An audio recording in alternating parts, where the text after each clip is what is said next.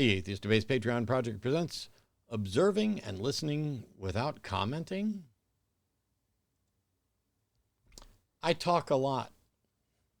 I know this. I'm not oblivious to people's perceptions of me, even if they weren't sending in their, criticisms and concerns repeatedly, but I talk a lot.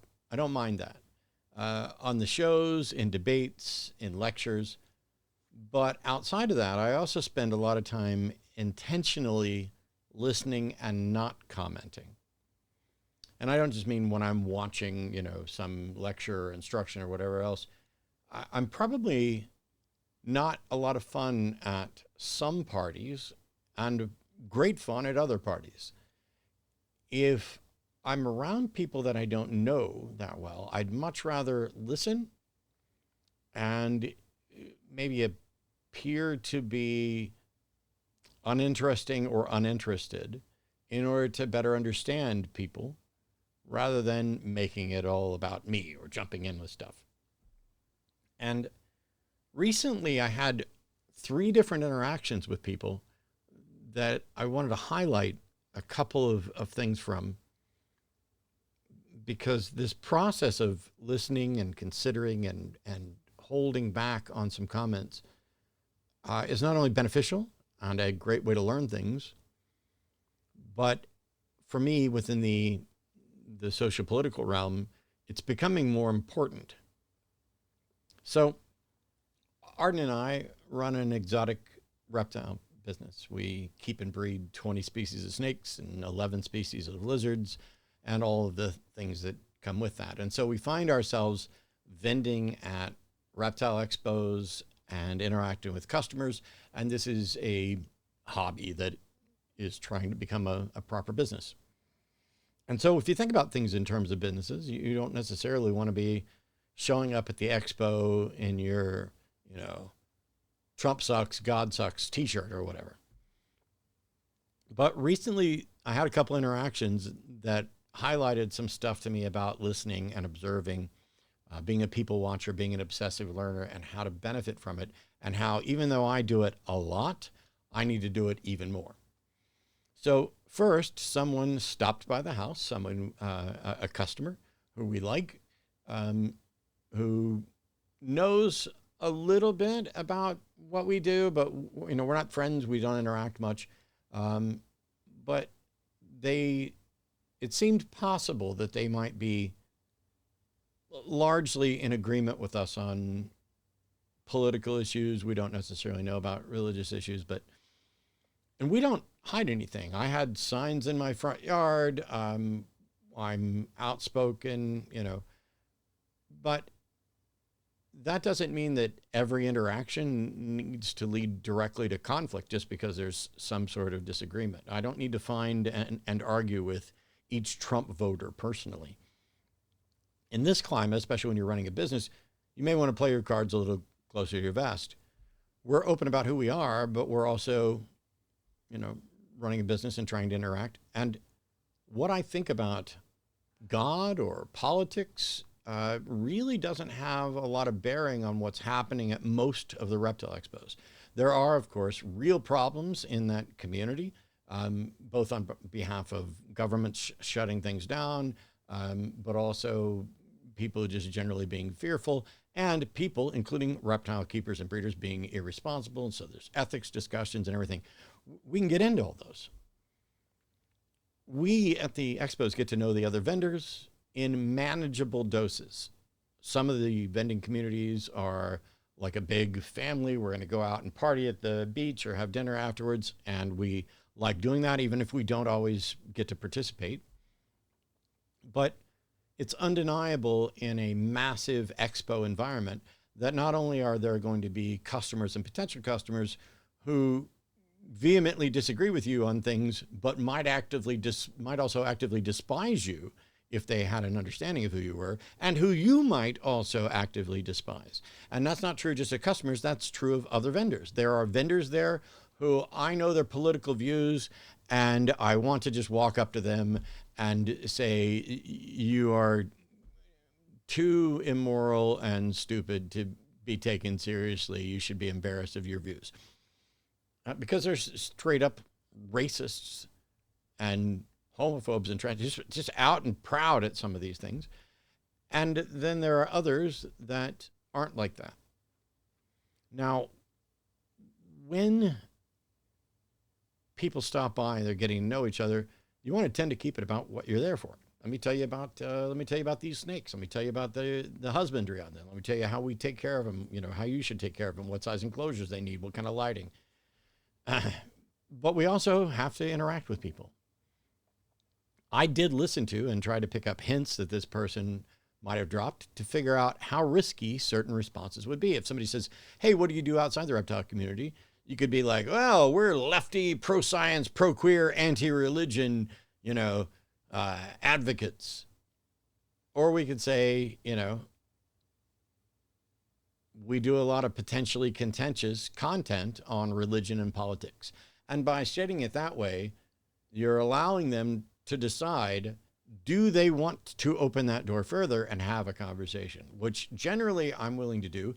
There are exceptions. There are times when I'm not in the mood, but they open the door a little bit, you open the door. It's kind of a little feeling each other out process. And then you find out, hey, we're in agreement here, but oh my gosh, we're not in agreement there. The other issue about that is that you have to consider how much it matters for the interaction you're actually doing. Generally speaking, if I'm selling someone a snake, I care more about how they are going to take care of that animal than how they voted. Not necessarily, but generally speaking, that would be accurate. For example, that was one customer. We think they may be largely aligned with us. They dropped some names, but we're not quite at the point where we're going to sit down and have a conversation about politics and religion outside of that. There's another vendor at one of the shows who's a vocal Trump supporter and wears the most ridiculous T-shirts and has the car covered with bumper stickers, and then there's another vendor that is pro-queer, pro-science, pro-equality, and we figured out that we don't want to make our existence at the expos about that, but we also recognize that there are people who are going to feel uncomfortable in certain circumstances. So we actually have gay pride, trans pride pins that we wear just on our shirt, no other statement, nothing else, just so that people who know what that is get that we are not a vendor that they need to be worried about, that they should feel threatened by or afraid to be themselves around. That's it. Because let me tell you, if I'm wearing a trans pride, pen, the vendors that I would be nervous around, they're not going to be bothered by it in any more than knowing about who I really am. So there are people that we decided that wearing those pens was important because it lets people know where we are. And if that's such that it causes them to not want to interact with us or not buy something from us, that's fine. Because I'd rather be not making a sale to a bigot than I would to have someone who is feeling overwhelmed or out of sorts or under threat by the bigot's T-shirt, feeling so uncomfortable that they leave. I'd rather not sell a snake to either one and stand up for what's right. The third scenario, and this one's a little strange, there's someone who we know, but we don't know particularly well, and we met them through the reptile stuff as well, and they know that we do content about religion, and they are religious. That's genuinely almost all I know about the specifics of their religion, is that they are religious. They were talking about how they spend all this time debating their religious friends about how those friends' religions are wrong or ridiculous, or how they don't have good reason or evidence, or they don't understand history. And they continued talking to us about how they are more knowledgeable than most, especially on the religion that they subscribe to. This is where I almost felt like I deserved a medal, because I wanted to say, oh, what religion is that? But I realized that would get into the specifics that lead to a discussion that I'm not sure was going to be a good idea in this scenario. And so I listened. And I didn't take the bait, whether it was intentional or not, whether they were probably cracking the door open for a potential conversation. I valued our friendship enough to not dig in on that conversation right now. It needs some more discussion to figure out where people are before I slip into debate mode, which is, I'm in debate mode most of the time anyway. So I just sat there and let them talk. And if they see this, I'm hopeful that they won't feel too insulted. I'm not mentioning them by name. I'm not saying anything about them at all, other than they clearly had no real good understanding of several very basic topics within the subjects about, atheism, agnosticism, Catholicism, Protestantism, paganism. Really, they went on in a number of different directions in a fairly short period of time, even mispronouncing the names of some of the religion. And they were doing this and mocking their friends. I don't mean in a mean way, but it was very much oh yeah, I talked to them about how, this was silly and that was silly and that their religion is nonsense. Mine isn't. And when we got to that point, I'm sitting there in my chair, and I probably don't have the best poker face when it comes to this stuff. I'm much better with a poker face when I'm playing poker than in this. But I just sat there and listened because I could have and wanted to engage a little bit, but I opted out for a number of reasons. The first, I learn a lot more about them as a person, about what they do and don't understand, and about how we might best proceed in carrying on this conversation further if I just listen. If I take mental notes and listen. You're witnessing essentially a version of the Dunning-Kruger effect.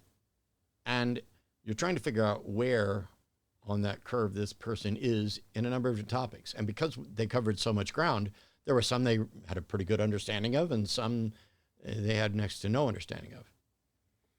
The second reason I didn't jump in is because we like this person and I'd rather not create a rift when it isn't needed or beneficial, as we agree on so many other things. And third, because it was clearly about to be very unfair. It reminded me a little bit of callers who call into the show to talk about how quantum mechanics proves God while demonstrating that they don't have a clue or any expertise about quantum anything or God anything. Now,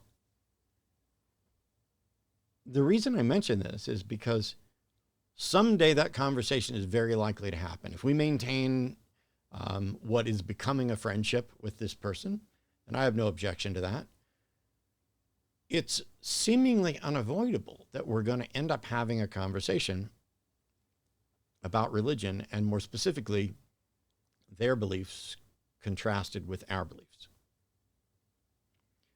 But even if that never happens, I'm in a position where I'm doing live call-in shows on Wednesday nights, on Sundays, and some other days as well.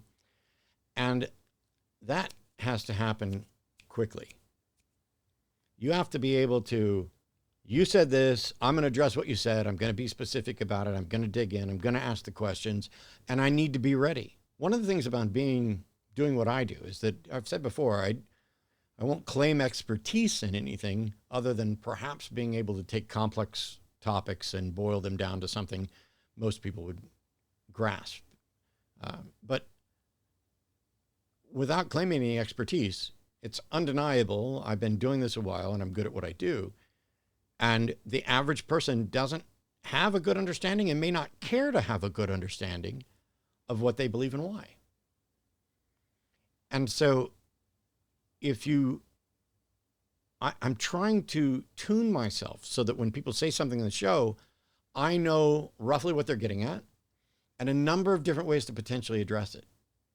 I don't just show up on show time and start from scratch. I'm literally, in addition to working on videos here, I spend a huge chunk of time that you guys don't see me thinking about, listening to, engaging on these topics, researching these topics, so that I'm more prepared when we go live.